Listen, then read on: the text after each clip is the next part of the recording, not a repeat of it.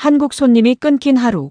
매출이 완전히 0이 됐습니다. 미 국무부 분석관 에이든 콜먼이 도쿄 경제안보 포럼 생중계에서 공개한 영수증 한 장에 일본이 발칵 뒤집혔습니다.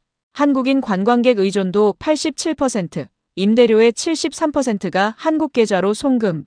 대마도 전체 경제가 부산발 배 한 척에 달려 있었던 겁니다. 이건 내정 간섭입니다. 일본 총리실 보좌관 스기모토는 압박했습니다. 그런데 단 30분 만에 판이 뒤집혔습니다. 생활권 지도와 붉은 점들. 더 충격적인 건 한국 정부는 단 한마디도 하지 않았다는 겁니다. 전략적 침묵이 가장 강력한 무기였던 거죠. 전 세계가 통쾌해한 한국의 조용한 국력. 도대체 무슨 일이 벌어진 건지 지금 바로 공개합니다. 대한민국 화이팅! 이라고 댓글을 남겨주세요. 구독과 좋아요로 한국의 희망찬 미래를 응원해주세요. 안녕하세요. 저는 에이든 콜먼입니다. 2025년 10월 워싱턴 DC의 이른 아침이었죠. 미 국무부 산하 인도태평양 경제안보 분석실. 화면에는 동북아 지역의 관광지표, 물류 흐름, 소비 패턴이 그래프로 가득 차 있었어요. 저는 숫자를 읽는 사람입니다. 국경도, 영토도, 심지어 사람도 결국엔 데이터로 환산되는 변수일 뿐이었죠. 감정은 분석을 흐리게 만드니까요. 저는 그렇게 믿어왔습니다. 그날도 평소처럼 루틴을 돌리고 있었어요. 중국 남부 항만 물동량, 대만 반도체 수출 추이, 일본 지방 소비 지표. 클릭 몇 번이면 한 나라의 경제 흐름이 한눈에 들어왔죠. 그런데 이상했습니다. 일본 서쪽 끝, 작은 섬 하나의 숫자가 계속 눈에 밟혔어요. 스시마, 즉 대마도. 지도에서 찾으려면 한참 확대해야 보이는 그런 작은 섬이었습니다. 그런데 최근 한 달 사이 외국인 소비 지표가 비정상적으로 출렁이고 있었어요. 마치 파도가 한쪽으로만 쏠리듯 예약률과 매출이 급격히 오르내렸습니다. 저는 마우스를 멈추고 그래프를 다시 열었어요. 빨간 선이 위아래로 요동치고 있었죠. 보통은 이런 변동이 있으면 날씨나 환율 같은 외부 요인이 있기 마련인데 이번엔 달랐습니다. 변수가 보이지 않았어요. 창밖에는 가을비가 내리고 있었습니다. 워싱턴은 여전히 평온했죠. 출근길 차들이 느릿하게 움직이고 멀리서 사이렌 소리가 희미하게 들려왔어요. 하지만 제 화면 속 그 작은 섬은 이미 흔들리고 있었습니다. 저는 커피를 한 모금 마시려다 식어버린 걸 깨달았어요. 언제부터 이 화면만 보고 있었던 걸까요? 시계를 보니 벌써 2시간이 지나 있었습니다. 이건 뭐지? 혼잣말이 새어나왔어요. 저는 스시마 데이터를 별도 폴더에 옮겼습니다. 추가 관찰 대상이라는 꼬리표를 달고요. 그게 전부였어요. 그냥 하나의 변동 사례로 분류하고 다음 주 보고서에 한 줄 정도 넣으려고 했죠. 그때는 몰랐습니다. 이 작은 섬이 제 삶을 바꿀 거라는 걸, 숫자 너머에 사람이 있다는 걸, 그리고 제가 곧 선택의 기로에 서게 될 거라는 걸요. 모니터 속 빨간 선은 여전히 흔들리고 있었습니다. 같은 날 오전 10시 국무부 내부 브리핑 회의실이었습니다. 긴 타원형 테이블에 6명이 앉아 있었어요. 저는 맨 끝자리였죠. 상관인 데이비드 부국장이 자료를 넘기며 말했습니다. 일본 관련 사안은 정치적 해석을 피하도록. 그의 목소리는 단호했어요. 회의실 공기가 한순간 무거워졌죠. 저는 노트북 화면을 내려다보고 있었습니다. 아까 그 스시마 그래프가 머릿속에서 떠나지 않았어요. 그때 제 입에서 질문이 튀어나왔습니다. 현지 주민의 생계는 어디에 연결돼 있습니까? 회의실이 조용해졌어요. 몇몇은 저를 쳐다봤고 몇몇은 고개를 돌렸습니다. 데이비드 부국장이 안경을 고쳤으며 말했죠. 그게 지금 중요한 게 아니야, 에이든. 하지만 저는 물러서지 않았습니다. 중요합니다. 경제 지표는 결국 사람의 움직임이니까요. 그때 화면 너머로 목소리가 들렸어요. 주일미 대사관과 연결된 화상회의였습니다. 참사관 한 명이 조심스럽게 입을 열었죠. 스시마는 한국 관광 의존도가 상당히 큽니다. 그 한 문장이 떨어지자 회의실 분위기가 확 바뀌었어요. 누군가 서류를 덮었고 누군가는 한숨을 내쉬었습니다. 정치적 부담. 그 단어가 공기 중에 떠돌았죠. 데이비드 부국장이 말했습니다. 그러니까 조심해야 하는 거야. 이건 단순한 경제 분석이 아니라고. 회의는 그렇게 끝났어요. 모두가 일어나 나가는데 저는 자리에 그대로 앉아 있었습니다. 노트북을 열고 메모장에 한 줄을 적었죠. 국기는 자존심을 지키지만 밥줄은 생존을 지킨다. 손가락이 키보드 위에서 멈췄습니다. 이 문장이 제 안에서 뭔가를 흔들고 있었어요. 지난 10년간 제가 해온 분석들이 스쳐 지나갔죠. 무역 적자, 환율 변동, 관세 전쟁. 전부 숫자로만 봤습니다. 그 뒤에 누가 있는지는 생각하지 않았어요. 창밖을 보니 비가 그쳤습니다. 하늘은 여전히 잿빛이었지만 빛이 조금씩 스며들고 있었어요. 저는 다시 스시마 데이터를 열었습니다. 이번엔 다르게 보였죠. 숫자가 아니라 누군가의 월세처럼 느껴졌어요. 누군가의 식비처럼, 누군가의 내일처럼요. 그 순간 깨달았습니다. 정치보다 먼저 무너지는 건 생활이라는 걸. 국가 논리가 아무리 단단해도 사람의 삶은 그보다 연약하다는 걸요. 저는 파일 이름을 바꿨습니다. 스시마 변동 사례에서 스시마 현장 확인 필요로요. 이제 숫자만으로는 부족했습니다. 직접 가봐야 했어요. 며칠 뒤 저는 도쿄에 있었습니다. 주일미 대사관을 통해 일본 총리실 인사들과의 비공개 회의가 잡혔어요. 장소는 총리 관저 근처의 회의실이었죠. 건물 안으로 들어서자 복도가 유난히 조용했습니다. 발소리만 울렸어요. 회의실 문이 열렸을 때 테이블 맞은편에 세 사람이 앉아 있었습니다. 그중 한 명이 저를 똑바로 쳐다봤어요. 스기모토 켄지, 총리 사나의 다카이치의 외교안보 라인을 대변하는 보좌관이었죠. 그는 악수조차 하지 않았습니다. 앉으시죠. 목소리가 차갑게 가라앉았어요. 저는 자리에 앉으며 테이블 위를 훑어봤습니다. 서류 몇 장이 놓여 있었는데 전부 규제 시나리오라는 제목이 붙어 있었어요. 생활경제 자료는 어디에도 보이지 않았습니다. 스기모토가 말했죠. 스시마는 안보의 섬입니다. 이 점을 미국 측도 이해해 주시길 바랍니다. 저는 노트북을 열며 물었어요. 안보라는 건 구체적으로 무엇을 의미합니까? 외부 자본 유입, 특정 국가에 대한 경제 의존, 이런 것들이 국가 안보를 위협할 수 있습니다. 그의 답변은 정해진 대본처럼 들렸어요. 저는 조심스럽게 질문을 이어갔습니다. 그렇다면 현지 주민들의 생계 구조는 검토하셨습니까? 순간 테이블 건너편에서 누군가 서류를 덮는 소리가 났어요. 스기모토의 표정이 굳었습니다. 그건 국가 기밀에 해당합니다. 생계 구조가 기밀입니까? 외교적으로 민감한 사안이라는 뜻입니다. 공기가 얼어붙었어요. 저는 더 이상 질문하지 않았습니다. 어차피 답은 나오지 않을 테니까요. 회의는 30분 만에 끝났죠. 결론도 합의도 없이요. 복도로 나오자 누군가 제 뒤를 따라왔습니다. 나이 지긋한 남성이었어요. 회의실에서는 말이 없던 사람이었죠. 그는 주변을 살피더니 낮은 목소리로 말했습니다. 숫자를 보면 다른 결론이 나옵니다. 무슨 뜻입니까? 스시마 시청에 연락해보세요. 거기엔 우리가 보고 싶지 않은 자료가 있습니다. 그는 더 이상 말하지 않았어요. 그냥 고개를 숙이고 돌아섰죠. 저는 그의 뒷모습을 보며 서 있었습니다. 뭔가 숨겨져 있다는 확신이 들었어요. 그날 밤 호텔로 돌아왔을 때 메일함에 새 메시지가 하나 와 있었습니다. 발신자는 익명이었어요. 제목에는 이렇게 적혀 있었죠.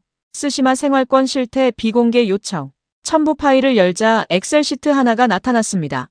관광객 구성 비율, 상점 매출 추이, 임대료 흐름, 숫자들이 빼곡하게 채워져 있었어요. 그리고 맨 아래 서명이 하나 있었습니다. 미야모토 하루카, 스시마 시청 지역경제정책실 팀장. 저는 화면을 보며 숨을 멈췄습니다. 이건 단순한 자료가 아니었어요. 누군가 위험을 무릅쓰고 보낸 증거였죠. 손이 떨렸습니다. 하지만 저는 파일을 저장했어요. 그리고 답장을 썼습니다. 확인하겠습니다. 보내기 버튼을 누르는 순간 뭔가 돌이킬 수 없는 선을 넘은 것 같았습니다. 이틀 뒤 저는 스시마에 있었습니다. 후쿠오카에서 배를 타고 2시간. 항구에 내리자 바람이 차가웠어요. 10월 말의 섬은 생각보다 조용했습니다. 관광객은 거의 보이지 않았죠. 미야모토 하루카와의 약속 장소는 항구 근처 작은 회의실이었어요. 시청 건물 뒤편에 있는 사람들 눈에 잘 띄지 않는 곳이었죠. 문을 열고 들어서자 그녀가 일어서서 고개를 숙였습니다. 멀리까지 오시느라 수고하셨습니다. 목소리가 떨리고 있었어요. 긴장한 게 느껴졌죠. 저는 악수를 건네며 말했습니다.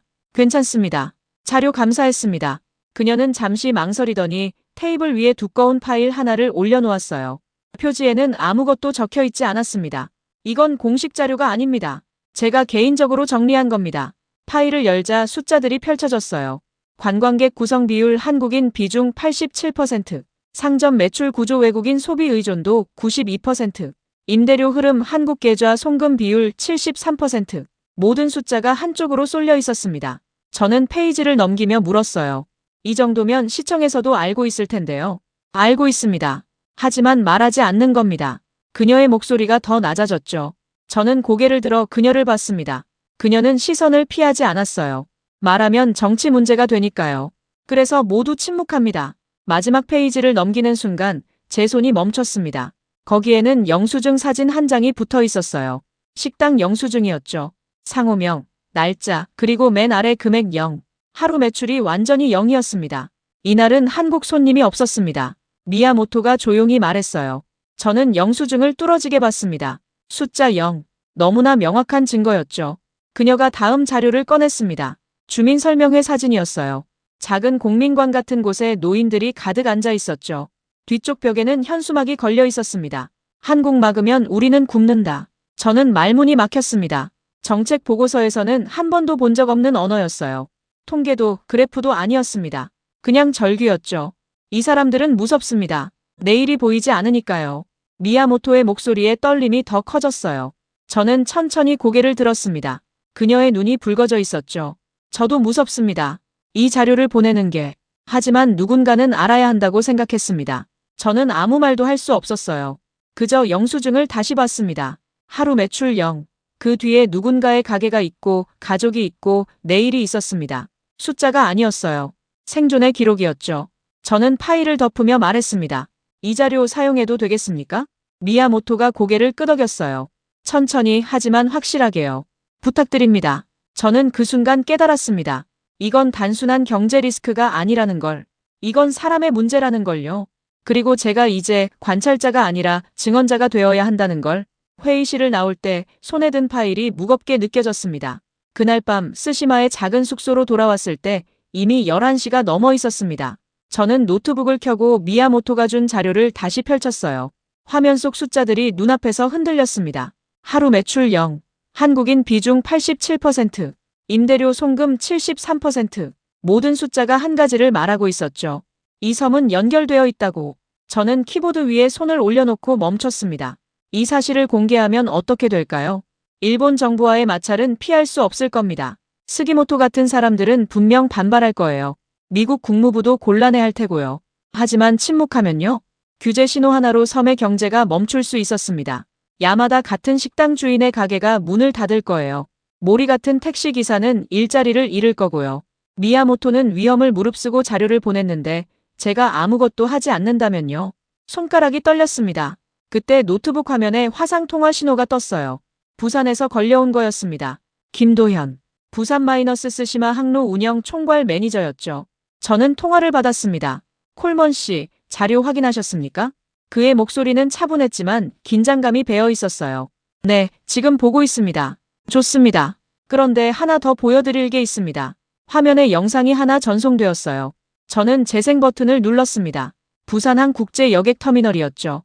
대합실이 사람들로 가득 차 있었어요. 한국 관광객들이 짐을 끌고 배를 기다리고 있었습니다. 김도현이 말했습니다. 이 영상은 지난주 금요일입니다. 주말이라 예약이 꽉 찼었죠. 다음 영상이 넘어갔어요. 같은 장소인데 텅 비어 있었습니다. 의자만 줄지어 서 있고 사람은 몇 명 보이지 않았어요. 이건 그 다음 주 금요일입니다. 일본 측에서 규제 발언이 나온 직후였죠. 저는 화면을 뚫어지게 봤습니다. 단 하나의 발언으로요? 네. 발언 하나로 예약이 바로 꺾입니다. 사람들은 민감합니다. 불안하면 안 갑니다. 김도현의 말이 끝나기 무섭게 휴대전화가 울렸어요. 모르는 번호였습니다. 저는 통화를 끊고 화상회의로 돌아갔죠. 이 배가 멈추면 섬이 멈춥니다. 김도현의 말이 가슴에 박혔어요. 저는 고개를 끄덕이며 답했습니다. 알겠습니다. 감사합니다. 통화를 끊자마자 휴대전화가 다시 울렸습니다. 이번엔 받았어요. 콜먼 씨, 스기모토였습니다. 목소리가 차갑게 가라앉아 있었죠. 도쿄에서 무슨 일을 하고 계십니까? 자료 확인 중입니다. 미국은 이 문제에 개입하지 않는 게 좋습니다. 이건 일본 내부 사안입니다. 저는 아무 말도 하지 않았어요. 그는 계속 말했습니다. 정치적으로 복잡해질 수 있습니다. 양국 관계를 위해서도요. 알겠습니다. 짧게 답하고 전화를 끊었습니다. 손이 떨렸어요. 압박이 시작된 거였죠. 저는 창밖을 바라봤습니다. 어두운 바다가 펼쳐져 있었어요. 불빛 하나 없는 수평선. 저는 그 앞에 서서 생각했습니다.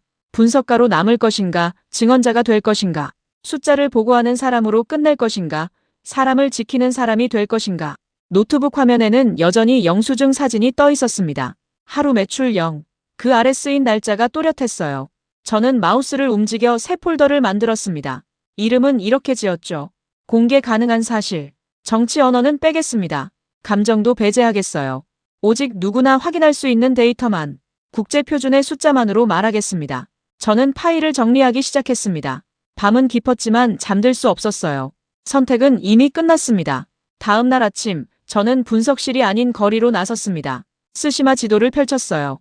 섬 전체 면적은 약 700제곱킬로미터. 하지만 그중 대부분이 산지였습니다. 저는 인구 밀집 구역을 표시하기 시작했죠. 상점이 있는 곳, 숙박업소가 모인 곳, 항만 주변. 점들이 해안선을 따라 이어졌어요. 걸으며 느꼈습니다. 사람들이 실제로 살아가는 공간은 생각보다 훨씬 좁았어요. 섬의 90%는 사람의 손이 닿지 않는 산과 숲이었죠. 나머지 10%의 모든 삶이 집중돼 있었습니다. 첫 번째로 들어간 곳은 항구 근처 식당이었어요. 간판에는 야마다 식당이라고 적혀 있었습니다. 문을 열고 들어서자 주인이 고개를 들었죠. 60대 후반쯤 돼 보이는 남성이었어요. 어서 오세요. 목소리가 피곤해 보였습니다. 저는 자리에 앉으며 말했어요. 손님이 많지 않네요. 요즘은 그렇습니다. 야마다 씨는 물을 따라주며 한숨을 내쉬었어요. 저는 조심스럽게 물었습니다. 전에는 달랐습니까? 작년 이맘때는 자리가 없었죠. 한국에서 오신 분들로 가득했습니다. 그는 카운터 아래에서 장부 하나를 꺼냈어요. 손때 묻은 공책이었습니다. 페이지를 넘기며 보여줬죠. 이게 작년 10월입니다. 하루 평균 매출이 이 정도였어요. 손가락이 가리킨 숫자는 15만 엔 정도였습니다. 그는 다음 페이지를 넘겼어요. 이게 올해 10월입니다. 5만 엔, 3분의 1로 줄어 있었죠. 이러면 월세를 못 냅니다. 야마다 씨의 목소리가 떨렸어요. 저는 장부를 보며 물었습니다. 가게 주인이 한국분입니까? 아니요. 한국 회사 소유입니다. 임대료는 매달 한국 계좌로 보내야 해요. 저는 고개를 끄덕였습니다. 미야모토가 보낸 자료와 일치했어요. 숫자가 아니라 실제였던 겁니다. 식당을 나와 택시를 탔습니다. 기사는 50대 후반의 남성이었어요. 이름표에 모리 다케루라고 적혀 있었죠. 어디로 모실까요? 섬을 한 바퀴 돌아주세요. 모리 씨는 고개를 끄덕이고 출발했습니다. 차 안은 조용했어요. 그런데 신호 대기 중에 모리 씨가 무언가를 중얼거리는 게 들렸습니다. 안녕하세요. 감사합니다. 저는 귀를 기울였어요. 연습하시는 겁니까? 모리 씨가 백미러로 저를 봤습니다. 조금 민망한 듯 웃었죠. 한국어입니다. 손님 대부분이 한국분들이라서요. 조수석에 작은 교본이 놓여 있었어요. 여행 한국어 회화. 모서리가 달아 있었습니다. 요즘은 손님이 줄었습니까? 많이 줄었습니다. 하루 종일 빈 차로 돌 때도 있어요. 그는 창밖을 보며 말했습니다. 우리는 한국 손님 덕분에 먹고 삽니다. 그게 현실입니다. 저는 노트를 꺼내 적었어요. 야마다의 장부, 모리의 교본. 데이터가 현장의 숨소리와 결합되고 있었습니다. 섬을 한 바퀴 돌고 나니 해가 기울고 있었어요. 저는 숙소로 돌아와 지도를 다시 펼쳤습니다. 이제 숫자만 보이지 않았어요. 야마다의 식당, 모리의 택시, 그리고 그들이 사는 좁은 땅이 보였죠. 저는 색연필을 꺼내 지도를 칠하기 시작했습니다. 회색은 산지, 노란색은 생활권, 그리고 한국 소비가 집중된 지점마다 붉은 점을 찍었어요. 점들이 늘어날수록 지도는 명확해졌습니다. 이 섬의 심장은 해안가 10%에 있었어요. 그리고 그 심장은 지금 불규칙하게 뛰고 있었습니다. 저는 노트북을 열고 제목을 적었습니다. 스시마 생활권 지도 공개용. 이제 숫자를 들고 사람의 세계로 들어왔습니다. 돌아갈 수 없었어요. 도쿄로 돌아가기 전날 밤 예상치 못한 연락이 왔습니다. 주일미 대사관 참사관이었어요.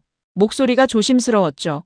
콜먼 씨, 한국 외교 라인에서 간접 메시지가 왔습니다. 무슨 내용입니까? 직접 통화는 아니고요.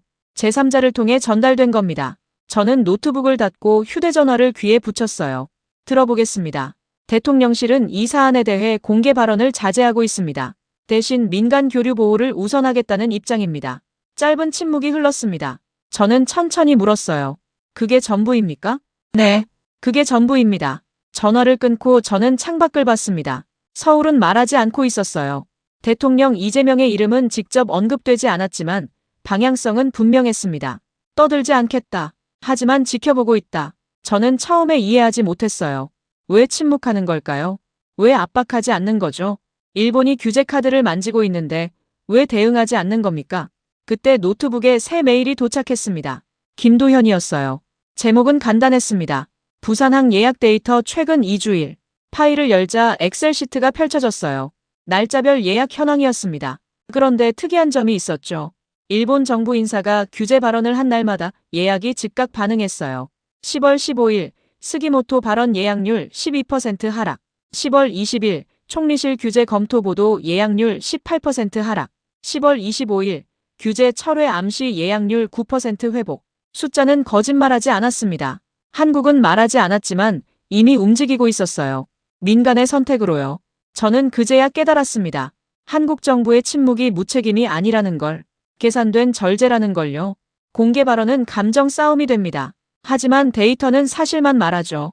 한국은 조용했지만 이미 영향력의 중심에 있었어요. 다음 날 아침, 저는 김도현과 화상통화를 했습니다. 이 데이터 사용해도 되겠습니까? 김도현이 잠시 생각하더니 고개를 끄덕였어요. 사용하세요. 단, 정치적 표현은 빼주십시오. 무슨 뜻입니까? 한국 정부가 압박한다는 식으로 보이면 안 됩니다. 그냥 민간 교류가 자연스럽게 반응한다는 사실만 보여주세요. 저는 그의 말이 정확히 무엇을 의미하는지 이해했습니다. 이건 외교 전쟁이 아니었어요. 생활의 기록이었죠. 알겠습니다. 김도현이 말했습니다. 콜먼 씨, 조용한 게 항상 약한 건 아닙니다. 전화를 끊고 저는 지도를 다시 봤어요. 스시마의 생활권, 부산의 항로, 서울의 침묵. 모든 게 하나의 선으로 연결돼 있었습니다. 저는 발표 자료를 수정하기 시작했어요. 한국 정부라는 단어를 뺐습니다. 민간 교류로 바꿨죠. 압박 대신 자연스러운 반응이라고 썼어요. 감정이 아니라 사실로 말하겠습니다. 정치가 아니라 사람으로 말하겠어요. 저는 파일을 저장하며 생각했습니다. 말하지 않는 선택도 하나의 외교라는 걸. 그리고 때로는 그게 더 강하다는 걸요. 창밖에는 도쿄의 아침 햇살이 비치고 있었습니다. 저는 노트북을 닫고 짐을 챙겼어요. 이제 마지막 준비를 시작할 시간이었습니다. 다음 2주일은 제 인생에서 가장 집중했던 시간이었습니다. 저는 스시마와 도쿄를 오가며 공개 가능한 자료만을 모았어요. 자극적인 표현은 의도적으로 배제했습니다. 대신 누구나 확인할 수 있는 사실만 골랐죠. 생활권 지도, 상점 매출 범주, 임대료 흐름, 항로 예약 추이. 모든 자료에서 정치 언어를 지웠습니다. 침투 대신 유입, 의존 대신 연결, 위협 대신 변동. 단어 하나하나를 중립적으로 바꿔나갔어요. 밤마다 호텔방에서 작업했습니다. 지도 위에 붉은 점을 하나씩 찍을 때마다 야마다의 얼굴이 떠올랐어요. 모리의 한국어 교본도요. 그들은 숫자가 아니었습니다. 이름이 있는 사람들이었죠. 그 사이 스기모토는 움직이고 있었어요. 어느 날 오후, 주일미 대사관 참사관에게서 연락이 왔습니다. 콜먼 씨, 곤란한 소식이 있습니다. 무슨 일입니까? 총리실 측에서 포럼 주최 측에 압력을 넣고 있습니다. 발표를 막으려는 것 같습니다. 저는 책상에 앉은 채 한숨을 내쉬었어요. 어떤 명분입니까? 외교적 민감성, 양국 관계 고려, 그런 이유들입니다. 저는 노트북 화면을 보며 생각했습니다. 예상했던 일이었어요. 하지만 포기할 순 없었죠. 국제경제안보포럼은 어떻습니까? 그쪽이요? 중립적인 무대입니다. 정부가 아니라 민간 주최고 생중계도 합니다. 참사관이 잠시 침묵하더니 말했어요. 시도해볼만 하겠네요. 저는 곧바로 포럼 사무국에 연락했습니다. 다행히 발표 슬롯이 하나 남아 있었어요. 주제는 동북아 지역 경제 연결성 분석. 완벽했죠. 참가 신청하겠습니다. 승인 메일이 온 건 이틀 뒤였습니다. 저는 화면을 보며 안도의 숨을 내쉬었어요. 무대를 확보했습니다. 하지만 스기모토는 포기하지 않았죠. 발표 사흘 전 제 휴대전화로 직접 전화가 왔습니다. 콜먼 씨, 신중하게 생각하시길 바랍니다. 무엇을요? 공개 발표 말입니다. 이건 양국 관계에 도움이 되지 않습니다. 저는 창밖을 보며 차분하게 답했어요. 저는 사실만 말할 겁니다. 사실이라는 게 때로는 무기가 됩니다. 숨기는 것도 마찬가지입니다. 전화선 너머로 한숨 소리가 들렸어요. 스기모토가 말했습니다. 후회하지 않으시길 바랍니다. 전화가 끊겼습니다. 저는 휴대전화를 내려놓고 다시 작업으로 돌아갔어요. 밤마다 지도의 붉은 점은 늘어났습니다. 야마다의 식당, 모리의 택시 노선, 한국 관광객이 머무는 숙박업소. 점이 늘어날수록 섬의 구조가 또렷해졌어요. 거짓이 설 자리는 없었습니다. 발표 전날 밤, 저는 최종 점검을 했습니다. 슬라이드 25장, 그래프 12개, 사진 7장, 영상 1편. 모든 자료에서 감정을 뺐어요. 분노도 비난도 없었습니다. 오직 숫자와 지도, 그리고 사람의 얼굴만 남겼죠. 마지막 슬라이드에는 한 문장만 적었습니다. 급격한 단절은 누구에게도 이익이 아닙니다. 저는 파일을 저장하고 노트북을 닫았어요. 손이 떨렸습니다. 긴장이 아니었어요. 확신이었죠. 사실은 반복 검증될수록 강해집니다. 제가 가진 건 그것뿐이었어요. 다음 날 아침, 포럼장으로 향하는 택시 안에서 저는 창밖을 봤습니다. 도쿄의 거리가 지나갔어요. 사람들이 걷고 차가 움직이고 일상이 흘렀죠. 이제 제 차례였습니다. 2025년 11월 초 도쿄 경제안보 포럼. 발표장에 들어서자 200명 정도의 청중이 앉아 있었습니다. 기자들도 보였어요. 카메라 6대가 무대를 향하고 있었죠. 생중계였습니다. 저는 연단 옆에 서서 노트북을 연결했어요. 손이 떨렸습니다. 아니, 떨리지 않으려고 애쓰고 있었죠. 사회자가 저를 소개했습니다. 미 국무부 인도태평양 경제안보 분석관 에이든 콜먼 씨입니다. 박수 소리. 저는 단상에 올라 마이크 앞에 섰어요. 객석을 둘러봤습니다. 뒷자리에 스기모토가 앉아 있었어요. 표정이 굳어 있었죠. 저는 심호흡을 하고 입을 열었습니다. 오늘 말씀드릴 내용은 쓰시마 지역 경제 구조에 관한 것입니다. 화면에 첫 슬라이드가 떴어요. 쓰시마 전도였죠. 아무 표시도 없는 깨끗한 지도였습니다. 쓰시마는 약 700제곱킬로미터의 섬입니다. 하지만 중요한 건 면적이 아닙니다. 다음 슬라이드로 넘어갔어요. 지도가 두 가지 색으로 나뉘었습니다. 회색과 노란색. 회색 부분은 산지입니다. 전체의 약 90%를 차지하죠. 노란색은 사람이 실제로 생활하는 공간입니다. 약 10%입니다. 객석이 조용해졌어요. 몇몇이 메모하기 시작했습니다. 저는 포인터를 들어 노란색 부분을 가리켰어요. 이 심장은 해안선을 따라 이어져 있습니다. 그리고 이곳에 모든 경제 활동이 집중돼 있습니다. 다음 슬라이드. 붉은 점들이 나타났어요. 생활권 위에 촘촘히 찍혀 있었죠. 이 붉은 점들은 외국인 소비가 발생하는 지점입니다. 식당, 숙박업소, 택시, 상점. 모두 20% 안에 있습니다. 저는 잠시 말을 멈췄어요. 그리고 천천히 말했습니다. 이 섬의 심장은 바로 이곳입니다. 화면이 바뀌었습니다. 영상이 재생되기 시작했어요. 쓰시마 항구였습니다. 하지만 텅 비어 있었죠. 배는 정박해 있고 사람은 보이지 않았어요. 빈 부두, 닫힌 가게, 불 꺼진 골목. 자막이 떴습니다. 관광객이 거의 없던 하루 2025년 10월. 영상은 조용했습니다. 설명도 없었어요. 그냥 현실만 보여줬죠. 야마다의 식당 문에 오늘 휴업 팻말이 걸려 있었습니다. 모리의 택시는 주차장에 멈춰 있었어요. 영상이 끝나자 객석이 더 조용해졌습니다. 저는 마이크 앞으로 다시 섰어요. 이건 특정 국가의 문제가 아닙니다. 구조의 문제입니다. 다음 슬라이드에는 그래프 하나만 있었어요. 외국인 관광객 비율. 한국인이 87%를 차지하고 있었습니다. 급격한 단절은 이 구조를 멈추게 합니다. 저는 포인터를 내려놓았어요. 더 이상 설명은 필요 없었습니다. 이상입니다. 순간 객석에서 침묵이 흘렀습니다. 긴 침묵이었어요. 그리고 한 명이 박수를 쳤습니다. 뒤이어 여럿이 따라했죠. 박수 소리가 커졌습니다. 저는 고개를 숙였어요. 그런데 이상했습니다. 성공한 것 같은데 가슴이 무거웠어요. 뭔가 시작되는 기분이었죠. 끝이 아니라요. 단상에서 내려오는데 기자 몇 명이 다가왔습니다. 콜먼 씨, 일본 정부 반응은 예상하셨습니까? 사실만 말씀드렸습니다. 한국 정부와 협의는 있었습니까? 이건 민간 교류에 관한 자료입니다. 질문이 쏟아졌지만 저는 짧게만 답했어요. 감정을 보이지 않으려고 애썼죠. 복도로 나왔을 때 스기모토와 마주쳤습니다.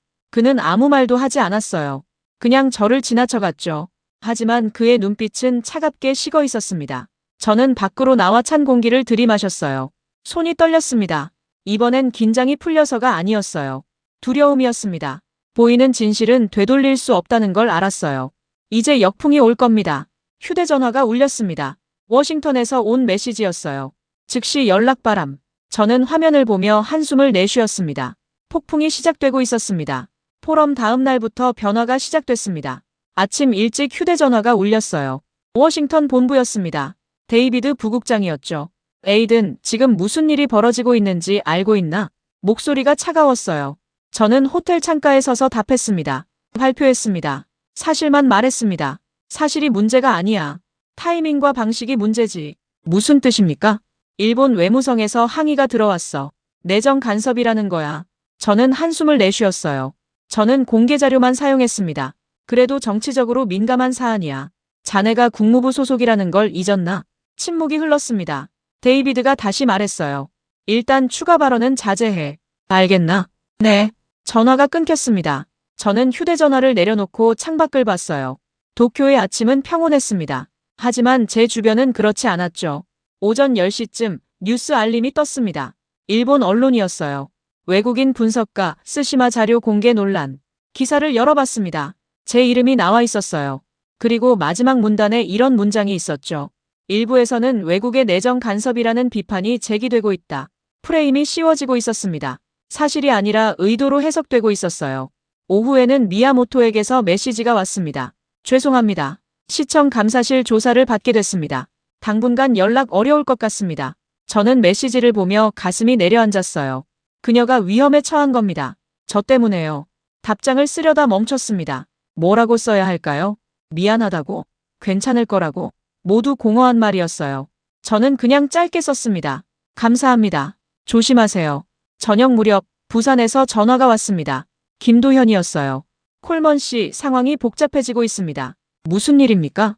항로 안전 점검이 늘어났습니다. 간편 가능성도 언급되고 있어요. 언제부터입니까? 내일부터요. 갑작스럽게 통보받았습니다. 저는 눈을 감았어요. 압력이 다방면에서 들어오고 있었습니다. 제가 뭘 할 수 있습니까? 김도현이 한숨을 내쉬었어요. 지금은 아무것도요. 그냥 조용히 계세요. 전화를 끊고 저는 소파에 앉았습니다. 머리가 복잡했어요. 스시마에서도 소식이 들려왔습니다. 야마다의 식당에 항해 전화가 걸려왔다고 했어요. 외국인에게 정보를 넘겼다는 소문이 돌고 있다고요. 모리는 택시 배차가 줄었다고 했습니다. 저는 노트북을 열어 기사들을 확인했어요. 댓글이 달리기 시작했습니다. 미국이 왜 참견하나? 일본 내부 문제다. 경제 침략 아닌가? 프레임은 점점 단단해지고 있었어요. 사실은 묻히고 감정만 남았습니다. 밤 11시 휴대전화가 다시 울렸습니다. 모르는 번호였어요. 맞지 않았습니다. 곧바로 문자가 왔죠. 조용히 하는 게 모두를 위해 좋습니다. 번호는 확인되지 않았습니다. 하지만 누군지 짐작할 수 있었어요. 저는 휴대전화를 내려놓고 창밖을 봤습니다. 도쿄의 밤은 여전히 밝았어요. 네온사인이 깜빡였고 차들이 움직였죠. 하지만 제 주변에는 보이지 않는 벽이 좁혀오고 있었습니다. 진실을 말하는 순간 적은 얼굴을 드러내지 않았습니다. 조용히 조여왔어요. 미야모토를 조사하고 김도현의 항로를 점검하고 야마다에게 전화를 걸고 저에게 경고를 보냈습니다. 저는 소파에 앉아 고개를 숙였어요. 손이 떨렸습니다. 분노가 아니었어요. 책임감이었죠. 제가 입을 연 순간 이 사람들이 위험에 처했습니다. 후퇴와 정면 돌파 사이에서 다시 흔들렸어요. 하지만 저는 알고 있었습니다. 여기서 물러서면 모든 게 처음으로 돌아간다는 걸요. 11월 중순 스시마에는 이른 겨울비가 내렸습니다. 저는 다시 섬으로 돌아와 있었어요. 도쿄에 있을 수 없었습니다. 압력이 너무 컸죠. 주일미 대사관에서도 잠시 조용히 있으라고 했어요. 호텔방에 앉아 휴대전화를 확인했습니다. 메시지가 쌓여 있었어요. 전부 나쁜 소식이었죠. 첫 번째 메시지는 미야모토에게서였습니다. 시청 감사실 조사가 본격화됐습니다. 외부 연락 중단하라는 지시를 받았습니다. 두 번째는 야마다의 지인에게서 온 거였어요. 야마다 시 식당 예약 취소가 계속되고 있습니다. 영업시간을 줄였습니다. 세 번째는 김도현이었습니다. 부산 마이너스 스시마 항로 안전점검 명목으로 간편 가능성 높아졌습니다. 공식 발표는 내일입니다. 저는 휴대전화를 내려놓고 창밖을 봤어요. 비가 유리창을 때리고 있었습니다. 항구가 흐릿하게 보였죠. 제가 지키려 했던 사람들이 오히려 위험에 처했습니다. 마지막 메시지는 워싱턴에서 왔어요. 데이비드 부국장이었습니다. 귀국 준비하게. 더 이상 현지에 있을 이유가 없어.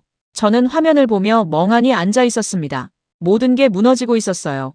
밤 10시쯤 호텔 로비에서 전화가 왔습니다. 프런트 직원이었어요. 손님, 아래에 찾아오신 분이 계십니다. 누구죠?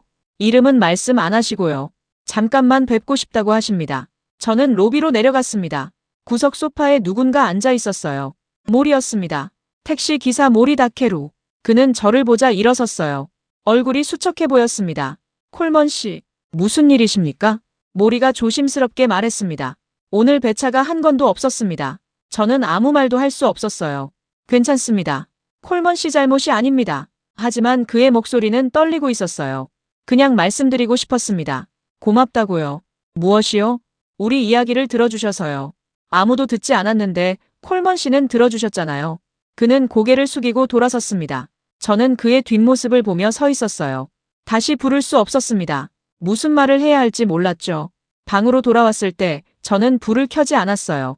그냥 어둠 속에 앉아 있었습니다. 창밖에는 비가 계속 내렸습니다. 항구의 불빛이 흔들렸어요. 저는 처음으로 생각했습니다. 내가 나서지 않았어야 했나. 침묵했다면 이 사람들은 위험에 처하지 않았을 거예요. 미야모토는 감사를 받지 않았을 거고 야마다는 예약 취소를 당하지 않았을 거고 김도현의 항로는 유지됐을 겁니다. 제가 말한 순간 모든 게 나빠졌어요. 노트북을 열었습니다. 발표 자료가 그대로 남아 있었죠. 생활권 지도, 붉은 점들, 영수증 사진. 모든 게 선명했습니다. 하지만 이제는 무거웠어요. 저는 키보드 위에 손을 올려놓고 멈췄습니다. 아무것도 쓸 수 없었어요. 휴대전화가 울렸습니다. 또 워싱턴이었죠. 이번엔 받지 않았습니다. 곧바로 문자가 왔어요. 항공편 예약했네. 모레 출발이야. 저는 문자를 읽고 휴대전화를 뒤집어 놓았습니다. 밤은 깊었습니다. 비소리만 들렸어요. 저는 창가에 서서 어두운 바다를 봤습니다. 수평선이 보이지 않았죠. 전부 검은색이었어요. 이 밤은 제게 모든 것을 잃은 것처럼 느껴졌습니다. 옳은 선택을 했다고 믿었는데 결과는 이렇게 무너지고 있었어요. 저는 소파에 앉아 고개를 숙였습니다. 손으로 얼굴을 감쌌죠. 그리고 조용히 중얼거렸습니다. 미안합니다. 누구에게 하는 말인지도 모르겠었어요. 미야모토에게, 야마다에게, 모리에게, 아니면 저 자신에게. 창밖의 비는 그치지 않았습니다. 11월 말, 도쿄에서 국제민간교류 안정 브리핑이 열렸습니다. 장소는 정부 건물이 아니었어요. 민간연구소 회의실이었죠. 중립적인 무대였습니다. 저는 연단에 섰습니다. 이번엔 달랐어요. 카메라도 적었고 기자도 많지 않았습니다. 하지만 중요한 사람들은 있었죠. 일본 외무성 관계자, 지방정부 담당자, 그리고 뒷자리에 스기모토도 앉아 있었어요. 저는 자료를 펼쳤습니다. 표지에는 제목만 간단히 적혀 있었어요. 지역경제 회복 탄력성 민간 교류 완충 절차. 정치적 표현은 완전히 빠졌습니다. 마이크를 켰습니다. 그리고 천천히 말하기 시작했어요. 오늘 말씀드릴 내용은 특정 국가 문제가 아닙니다. 화면에 첫 슬라이드가 떴어요. 스시마 지도가 아니었습니다. 세계 여러 섬의 사례였죠. 급격한 단절이 위험한 경제 구조는 전 세계에 존재합니다. 지중해의 작은 섬들, 카리브해의 관광지, 동남아 해안 도시 모두 비슷한 취약성을 가지고 있습니다. 객석이 조용했어요. 누군가 메모를 시작했습니다. 저는 다음 슬라이드로 넘어갔어요. 중요한 건 누구의 책임이냐가 아닙니다. 어떻게 관리하느냐입니다. 화면에 스시마 생활권 지도가 다시 나타났습니다. 하지만 이번엔 국명이 강조되지 않았어요. 대신 항로 안정, 지역 경제 회복 탄력성, 완충 절차라는 단어들이 떠올랐죠. 이 구조는 연결로 유지됩니다.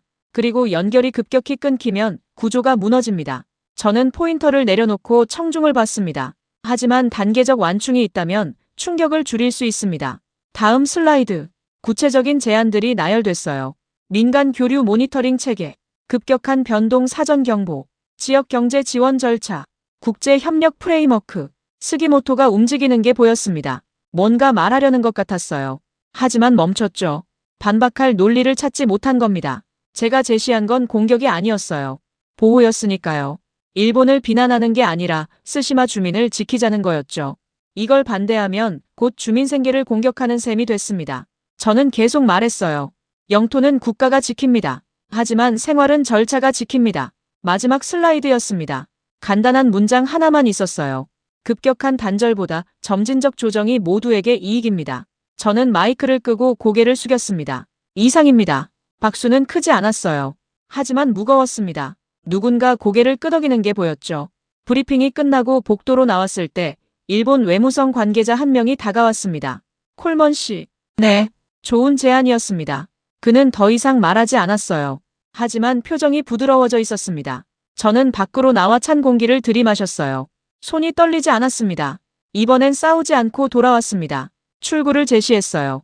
모두가 물러설 수 있는 길을요. 휴대전화가 울렸습니다. 김도현이었어요. 콜먼 씨, 방금 확인했습니다. 무엇을요? 항로 간편 논의가 유보됐습니다. 안전점검도 정상 수준으로 돌아왔어요. 저는 눈을 감았습니다. 안도의 숨이 새어나왔어요. 감사합니다. 아닙니다. 콜먼 씨가 해낸 겁니다. 전화를 끊고 저는 하늘을 봤습니다. 구름 사이로 햇빛이 비치고 있었어요. 저는 다시 휴대전화를 들었습니다. 미야모토에게 메시지를 보냈죠. 조금 나아졌습니다. 조심하세요. 답장은 오지 않았어요. 하지만 괜찮았습니다. 그녀가 안전하기를 바랄 뿐이었죠. 저는 택시를 잡아 타고 호텔로 향했습니다. 창밖으로 도쿄의 거리가 지나갔어요. 판이 바뀌고 있었습니다. 천천히 하지만 확실하게요. 저는 처음으로 통제감을 되찾았습니다. 12월 초 저는 다시 스시마로 돌아왔습니다. 항구에 배가 들어오고 있었어요. 차가운 바람이 불었지만 사람들이 내리고 있었습니다. 한국 관광객들이었죠. 짐을 끌고 지도를 보고 사진을 찍었어요. 간편 논의는 유보됐습니다. 예약 지표도 서서히 회복되고 있었어요. 저는 항구를 걸으며 주변을 둘러봤습니다. 가게들의 불이 켜져 있었어요. 오픈 팻말이 걸려 있었죠. 야마다의 식당으로 향했습니다. 문을 열고 들어서자 야마다 씨가 카운터에서 고개를 들었어요. 어서 오세요. 목소리가 전보다 밝았습니다. 식당 안에는 손님 몇 명이 앉아 있었어요. 장사가 조금 나아지셨습니까? 야마다 씨가 고개를 끄덕였습니다. 네, 지난주부터요. 예약도 조금씩 들어오고 있습니다. 그는 잠시 말을 멈췄어요. 그리고 조용히 말했습니다. 감사합니다. 제가 뭘 했습니까? 들어주셨잖아요. 우리 이야기를요. 저는 아무 말도 하지 못했어요. 그냥 고개를 숙였죠. 식당을 나와 택시를 탔습니다. 모리 씨였어요. 콜먼 씨, 오랜만입니다. 모리 씨가 백미러로 저를 봤습니다. 표정이 한결 편해 보였어요. 요즘은 어떻습니까? 배차가 늘었습니다. 아직 예전만큼은 아니지만요. 그는 조수석에 한국어 교본을 쓸어 올렸어요. 여전히 거기 있었습니다. 접지 않으셨네요. 아직 필요하니까요. 모리 씨가 웃었습니다. 차는 해안도로를 따라 달렸어요. 콜먼 씨, 뉴스 봤습니다. 네, 감사합니다. 우리를 잊지 않아주셔서요. 저는 창밖을 보며 답했습니다. 저야말로 배웠습니다. 뭘요? 숫자 너머에 사람이 있다는 걸요. 모리 씨는 더 이상 말하지 않았어요. 그냥 조용히 운전했습니다. 저녁 무렵 호텔로 돌아와 뉴스를 확인했습니다. 일본 정부 발표가 있었어요. 스시마 지역 경제 지원 단계적 검토. 다카이치 총리의 발언이었습니다. 지역 경제를 고려한 단계적 검토가 필요합니다. 발언 수위가 낮아졌어요. 규제라는 단어는 사라졌고 지원과 검토로 바뀌었습니다. 서울은 여전히 조용했어요. 대통령실에서 공식 발언은 없었습니다. 이재명 대통령은 직접 나서지 않았죠. 하지만 그 침묵이 오히려 안정감을 만들고 있었어요. 떠들지 않으니 감정 싸움이 되지 않았습니다. 사실만 남았죠. 저는 노트북을 열어 마지막 보고서를 작성했습니다. 스시마 민간 교류 안정화 최종 보고. 정치평가는 빼고 사실 기록만 남겼어요. 생활권 지도, 경제 지표, 완충 절차 제한. 그리고 마지막에 한 문장을 적었습니다. 급격한 위기는 관리 국면으로 전환됐습니다. 보고서를 저장하고 창밖을 봤어요. 항구에 또 배 한 척이 들어오고 있었습니다. 저는 안도의 숨을 내쉬었습니다. 배는 멈추지 않았어요. 가게도 택시도 사람들도요. 휴대전화가 울렸습니다. 미야모토에게서 온 메시지였어요. 오랜만이었죠. 조사가 끝났습니다. 큰 문제는 없었어요. 감사합니다. 저는 답장을 썼습니다. 고생하셨습니다. 조심하세요. 메시지를 보내고 휴대전화를 내려놓았어요.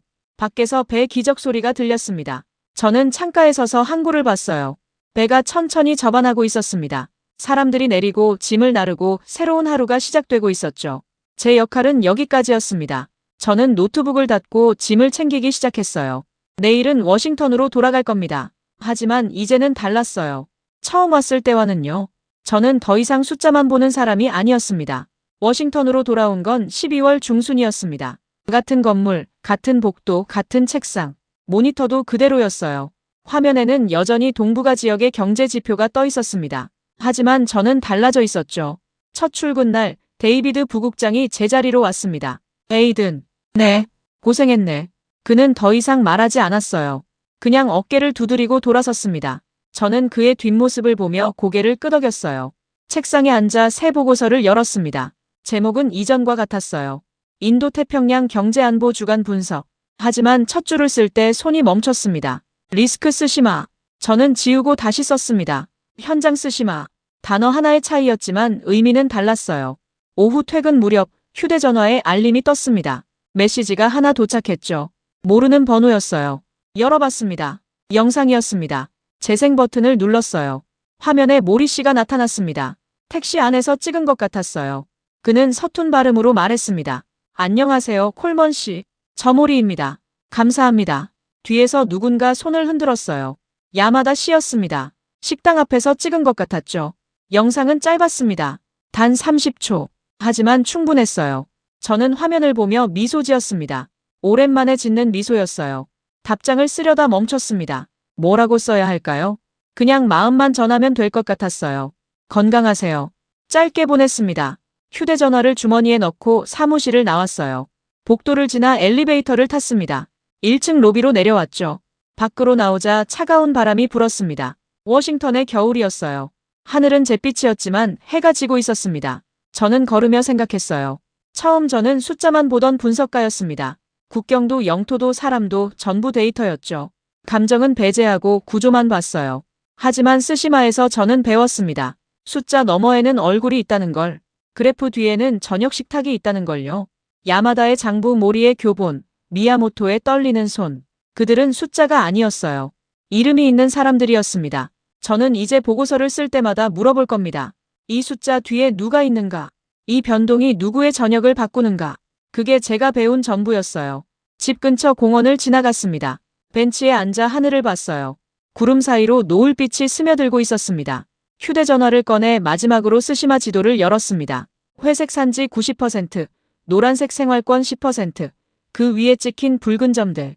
저는 화면을 보며 중얼거렸습니다. 잘 지내세요. 그리고 앱을 닫았어요. 이제는 괜찮았습니다. 그들은 계속 살아갈 겁니다. 배는 계속 다닐 거고, 가게는 문을 열 거고, 택시는 손님을 태울 거예요. 저는 벤치에서 일어나 집으로 향했습니다. 겨울로 넘어가는 가을빛이 거리에 남아 있었어요. 처음 저는 숫자만 보던 분석가였습니다. 하지만 이제 저는 숫자 너머의 저녁 식탁을 기억하는 사람이 되었습니다. 그리고 그걸로 충분했어요. 영상이 마음에 드셨다면 구독과 좋아요로 응원해주세요. 여러분의 관심은 대한민국 위대함을 더 많은 분들께 알리는데 큰 힘이 됩니다. 감사합니다.